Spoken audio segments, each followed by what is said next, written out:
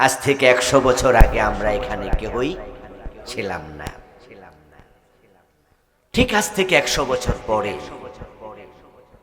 যখন 2124 সাল আসবে, আজকে আমরা যারা এখানে আছি হয়তো একজনও থাকবো না। এ পৃথিবী একবার অনিশ্চিত একটি জায়গার নাম। এখানে আমরা আর একদিন থাকবো কিনা সেটাও তো জানি না। এক সেকেন্ডের নেই ভরসা, মরণ ঘাড়ের পরে। বিপুল সম্পদ করছো জড় বিলাসের তরে। বুলবুল পাখির নেই এসেছিনু হেতাও, বেঁধেছিনু বাসা বড়ই মমতায়। সময় হলে শেষ, ছেড়েই পরিবেশ, যেতে হবে সেথায় নিয়তি যেথায়, হয়তো গাছতলায় নয় বাঁশতলা।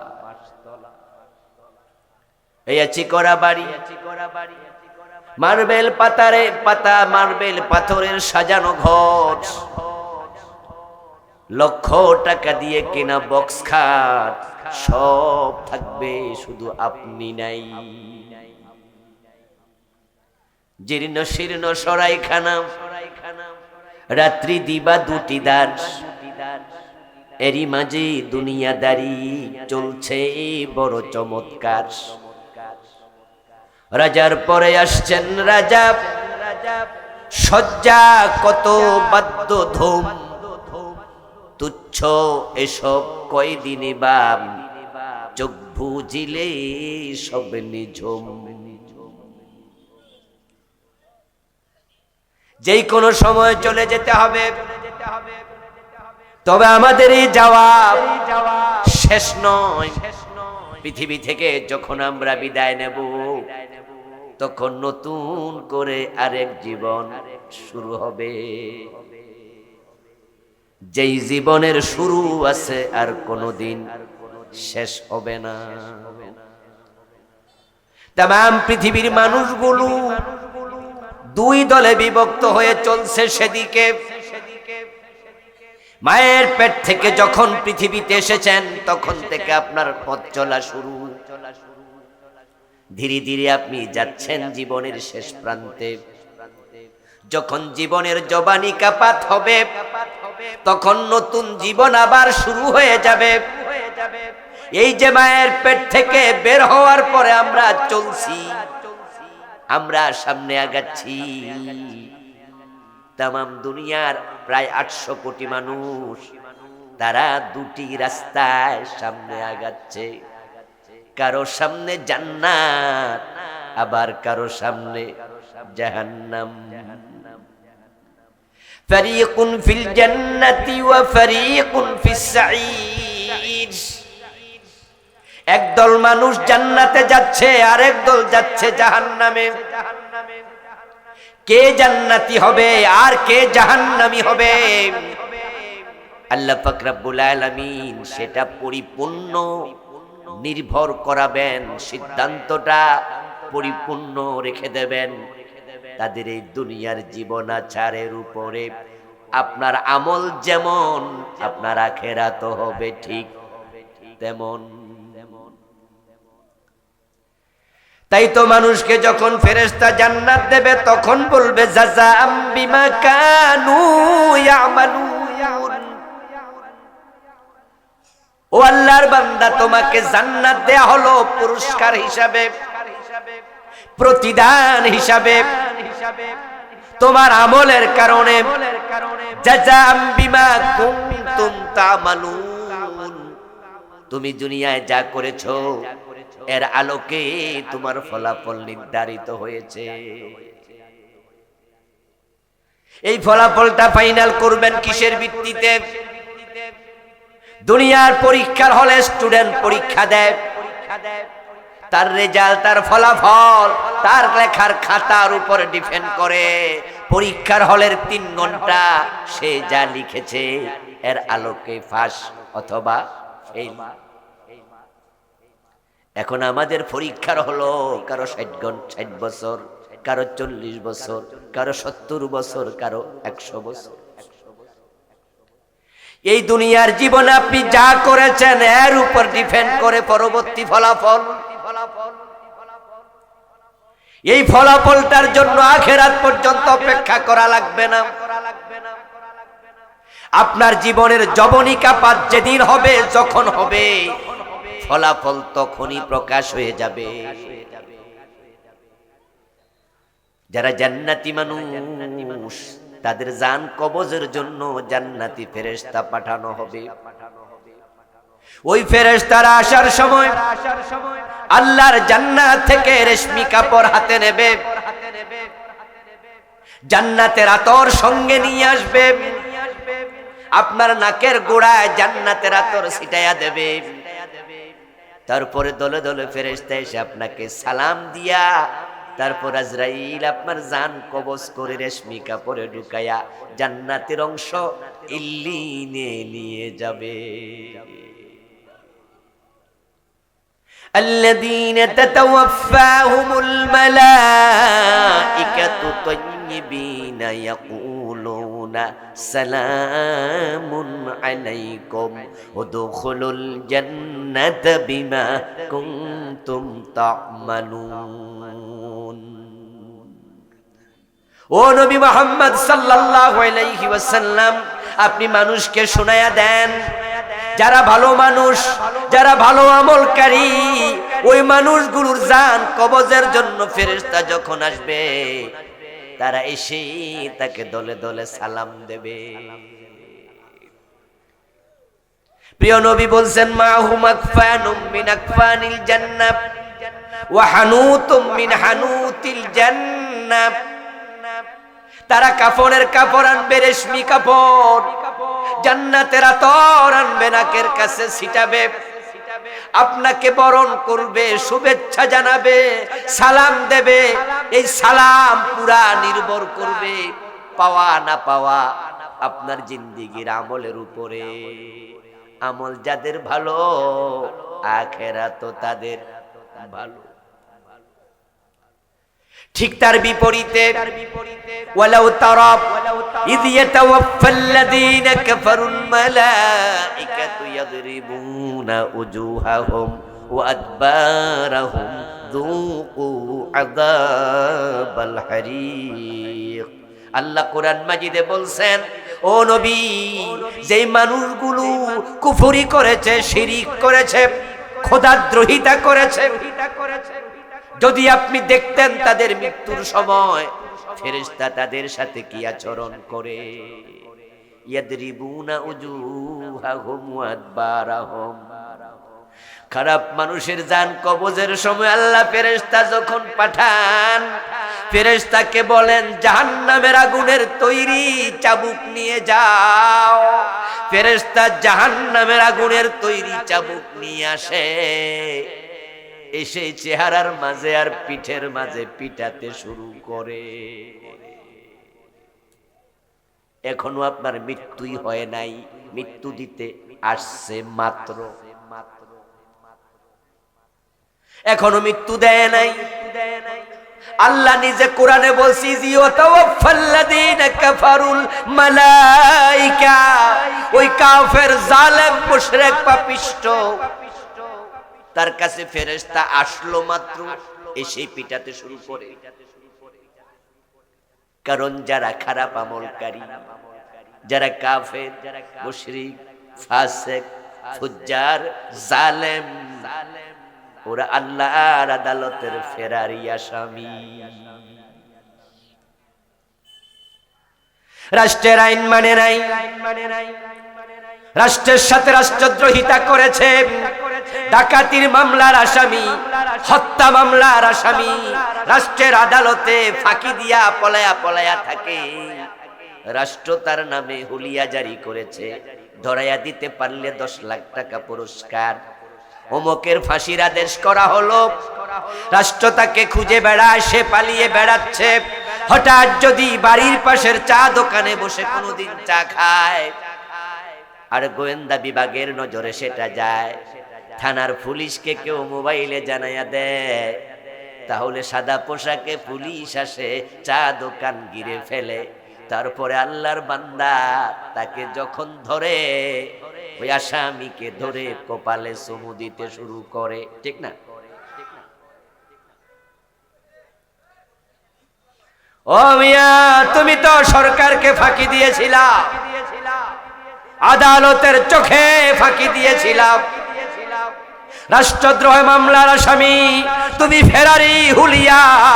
তোমার কপালে চুমু না, বরং পুলিশ তাকে ধরে কলারে চেপে ধরে কিল ঘুষি মারতে থাকে। পুলিশের বোর্ড দিয়া লাঠি দেয়, এমন ভাবে পিছনে হাত নিয়া পিছমোড়া করে বাঁধে, যদি সাথে রাইফেল থাকে, পিস্তল থাকে, যেন সেটা বের করার কোনো সুযোগ না পায়। তার মাঝে পুলিশ প্রশিক্ষিত, মাটিতে শোয়াইয়া প্রয়োজন উপর্যুপরি কিল থাপ্পড় লাথি দেবে, তারপরে ধরে তাদের ভ্যান গাড়িতে তুলবে, আর যাওয়ার পথে বলবে থানায় চল, তারপরে ঠেলা বুঝবি। এখানে যা দিলাম সেটা তো মাত্র ভূমিকা, আসলটা তো সামনে। তারপরে এবার পুলিশ যখন তাকে রিমান্ডে নেয়, আদালত থেকে 2 দিন 3 দিন রিমান্ড মঞ্জুর করে নিয়ে আসে। এবার তার অতীতকালের কাজের জন্য স্বীকৃতি আদায়ের নিমিত্তে তার সাথে এমন আচরণ করে, রিমান্ডের পরে আতুর বানায়া ফেলে, লুজ বানায়া ফেলে। পরবর্তী 3 দিন পরে আদালতে যখন ওঠে, উঠার শক্তি থাকে না, পুলিশের ঘাড়ে বট দিয়া ওঠা লাগে। এমন আসামি আছে না? না,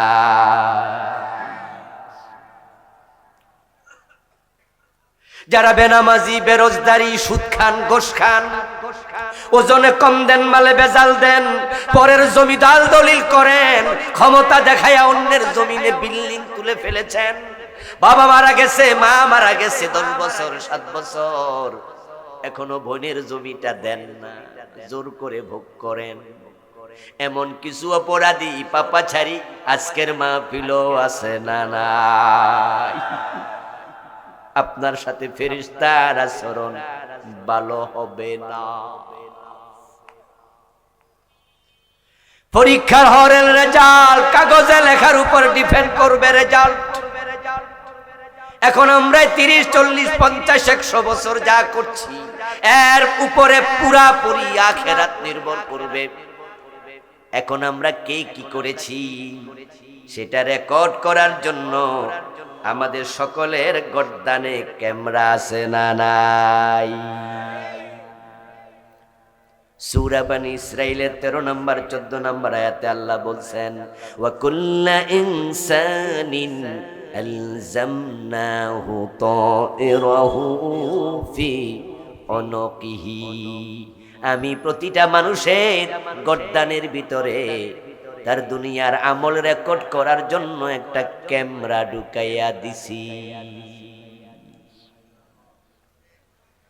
এমন কোন মানুষ নাই যার ঘাড়ের ভিতরে, গর্দানের ভিতরে ক্যামেরা নাই। একটা রেকর্ডার আল্লাহ ঢুকাইয়া দিছে। ওয়া নুখরিজু লাহু ইয়াউমাল কিয়ামাম, এবং সেটা আমি কিয়ামতের দিন গর্দান থেকে টেনে বের করব। কিতাবা, কিতাব আকারে, ইয়ালকাহু মানসুরা, ওই মানুষটার হাতে ধরায়া দেব, সে খোলা বইয়ের মতোই পাবে। তার 80 বছর 70 বছরের পুরা আমল আমি লিখিত কিতাব বানাইয়া তার হাতের মাঝে দেব। তারপর আমি বলবো, ইকরা কিতাবাক, তোমার আমলনামা তুমি পড়ো। কাফা বিনফসিকা আল-ইয়াওমা আলাইকা হাসিবা, আজকে তোমার আমলনামা পড়ে পড়ে হিসাব দেওয়ার জন্য সাহায্যকারী লাগবে না, তুমি হিসাব দেওয়ার জন্য একাই যথেষ্ট। এ 70-80 বছর যা রেকর্ড হয়েছে সেদিন সব আল্লাহ ওপেন করবেন, ফাঁস করবেন।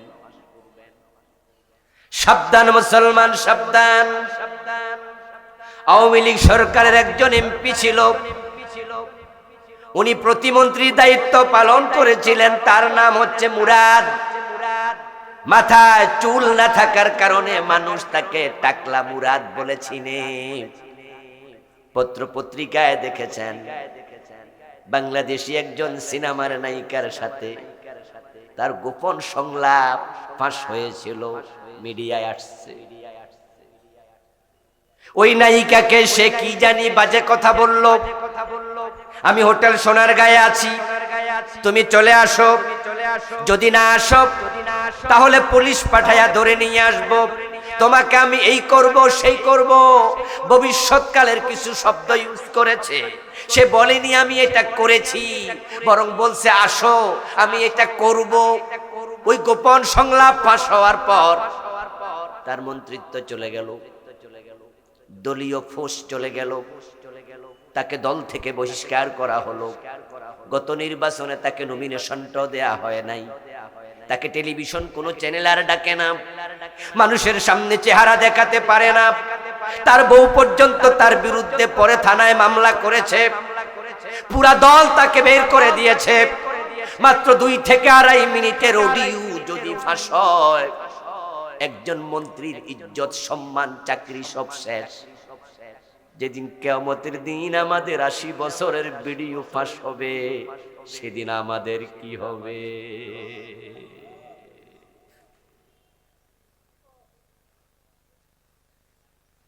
ওমর ইবনুল খাত্তাব রাদিয়াল্লাহু তাআলা আনহু এর জন্য বলতেন, দুনিয়ার মানুষ শোনো, হাসিবু আনফুসাকুম ক্বাবলা আন তুহাসাবু ওয়াজিনু আনফুসাকুম ক্বাবলা আন তুজানু। ও দুনিয়ার মানুষেরা, আল্লাহর কাছে হিসাব দেওয়ার আগে নিজের হিসাব নিজে করো। তোমার আমল আল্লাহ ওজন দেবেন, আল্লাহর কাছে ওজন দেওয়ার আগে তোমার নিজের আমলের ওজন নিজে করো, নিজে করো, ভেবে চিন্তে কাজ করো। আজ আছো কাল নাই, নিঃশ্বাসের কোনো বিশ্বাস নাই। যদি তুমি ভালো আমলের উপরে মরো, এখনই ফেরেশতা তোমার সালাম দিয়ে নেবে। আর যদি আমল ভালো না হয়, লক্ষ মানুষের সামনে মরবা। এখানে যদি মরো, চারিদিকে 1000 মানুষ, কেউ টের পাবে না, কিন্তু ফেরেশতা জাহান্নামের চাবুক দিয়া তোমার চেহারায় পিঠের মাঝে পিটাতে পিটাতে মারবে। আমরা যখন বিষাক্ত কোনো সাপ পাই, তখন আমরা ওই সাপটাকে যেমন সবাই মিলে লাঠি দিয়া পিটাইয়া মারি। আমরা সাপটাকে নরমাল মৃত্যু দেই না,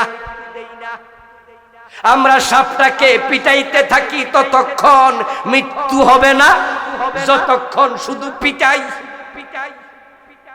যারাই খারাপ আমলওয়ালা ফেরেশতা তাকে পিটাতে থাকবে, তার মৃত্যু হওয়া না হওয়া পর্যন্ত শুধু পিটাবে। এবং ফেরেশতা বলবে, যুকু আযাবাল হারিক, জাহান্নামের দগ্ধকারী শাস্তি তুমি আস্বাদন করো। এই আয়াত দ্বারা বোঝা যায় জাহান্নামের আগুনের বানানো চাবুক, যেটা দিয়া বেত্রাঘাত করার সাথে সাথে গায়ের মাংস চামড়াগুলো জ্বলে যাবে। ও প্রিয় ভাইরা, আল্লাহ তাআলা কার আমল কেমন সেটা আমলনামার কিতাবে তিনি হাতে দিয়ে বলবে, পড়ো। আপনাকে তা পড়িতেই হবে। যে মানুষগুলো শুধু ডান হাতে আমলনামা পাবে, তাদের আমলনামা আল্লাহ পড়তে বলবেন না, খুলতেও বলবেন না। তারা বড় সৌভাগ্যবান মানুষ, আল্লাহ আমলনামা হাতে তাদেরও দেবেন। তবে শুধু এক নজর তাকায়া বলবেন, যাও যাও জান্নাত দিয়ে দিলাম।